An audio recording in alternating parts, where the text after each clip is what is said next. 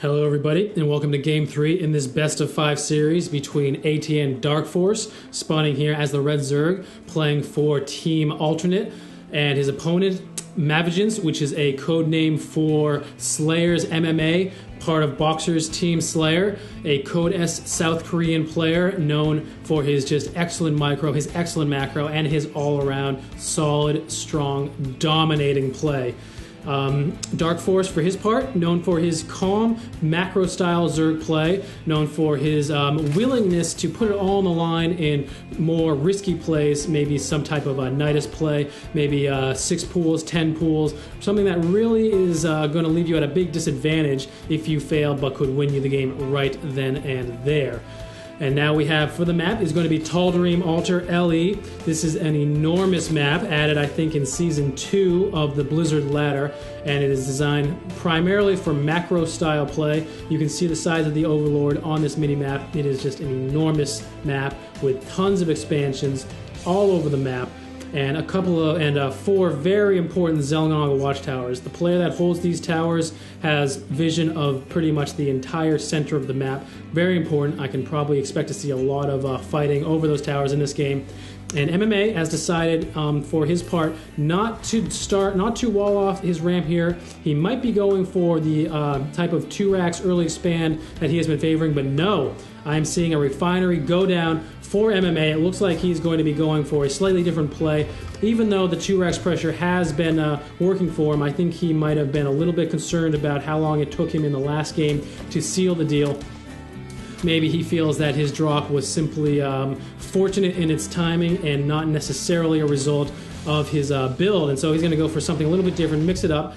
And another possibility is that Darkforce, for the past 2 games, has seen the 2 racks pressure. He has seen that build coming at him. He has seen it giving him a hard time. He has seen it beating him. So MMA might be thinking that Darkforce is going to go with a build that is very good for 2 racks, but I guess not. He's sticking with his standard hatchery into spawning pool with gas to get for the quick speedlings. He's going for his standard opening. He's going for his Zerg macro play. He wants to get his drones. He wants to get his spine crawlers. He wants to get his queens and his Zerglings and his speedlings up and out, doing some damage, mining some minerals, and we will see how MMA reacts to that as we go along. We have a very quick factory, so we got barracks into factory coming down. A couple of supply equals walling off here to prevent any kind of Zerglings running, and this factory is just outside of the vision range of a Zergling, but it is not so far away that it could not conveniently float over to a barracks that had a tech lab or a reactor in order to get some of that extra advantage on whatever comes out of this factory. Now we have the orbital command finished here. We got overlords hanging out. No overlords scouting to this position or this position. So I think that is quite an error on Darkforce's part. As a Zerg player against a Terran or Protoss opponent, you always want to get your overlords, your first or your second one. If you scout in the wrong direction, you want to send that overlord to hang out on the edges here of the base, just outside of marine range, so that when the time is right, you can float it on in, and you can see exactly what your opponent is up to. You can get a good view of the base, because information in StarCraft is power. Information wins games. If you're playing blind, you are in big trouble, particularly as Zerg. As Zerg is more of the reaction style race, they have to know what's coming so that they can prepare exactly the right unit composition for it. Now we got Zerglings just hanging out on the front door, getting shoot away by that Marine, and it's true, Darkforce was unable to spot this factory, which has produced a Hellion coming out here, and look at that micro from MMA. Hitting that Zergling, running away, hitting that Zergling, running away, and chasing down the Zergling because it realizes he has no speed, and he's going to go over, take care of probably this watchtower. Yep. Hellion going after the watchtower and just running back, taking a few hits from that Zergling. No good, but he is swinging around the Zergling.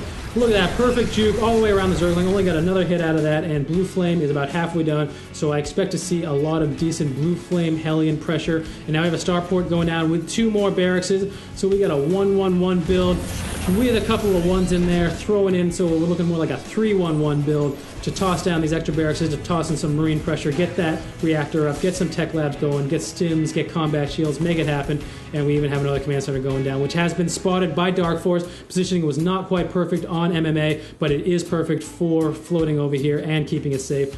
Pretty much the shortest, almost the shortest possible float distance you could have to get to another base. So Darkforce is in a bit of a predicament here. He is not aware of the tech path that MMA has taken. All he's seen is 1 Hellion and really 1 Marine. So he has to really prepare for almost anything. He could be getting Banshees coming at him. He could be getting Siege Tanks. He could be getting tons of Marines. He could be getting some Marauders and Marines, although that's not super effective against Zerglings. The point is, he doesn't know. He's got his Banelings that's coming down. He's got his lair up, and we should expect to see a Spire very soon. One Spine Crawler hanging out on the front door, and no control of these watchtowers. So MMA basically has full control of this map right now, and Darkforce is taking it back, but he is in big trouble. He has got to know what's going on, and MMA for his part, he's got his dropship, he's got his Hellions. I think, yep, we are going to be seeing Blue Flame Hellions followed up by a Marine drop, maybe even a drop at the same time. And this is going to be intense. We'll see what happens. Everybody's moving out. MMA is moving across the map. He knows the time is right. He is ready. He's got his timings down. And this is going to drop, and Hellions are going to be spotted by Darkforce. He's got to produce some units now. The Spire is just starting. It's not going to be ready in time. But the Squeeze is in a good position to do some damage to the medevac. Marines dropping down, and here comes the Zerglings getting roasted up by those Hellions on the low ground. Marines and medevac spotting, but that medevac is almost dead. Those Queens focusing on the medevac to these Queens and everything else. One Queen going down, but this attack, I would say, has been thwarted by Darkforce. Excellent reaction with those Zerglings and those Queens.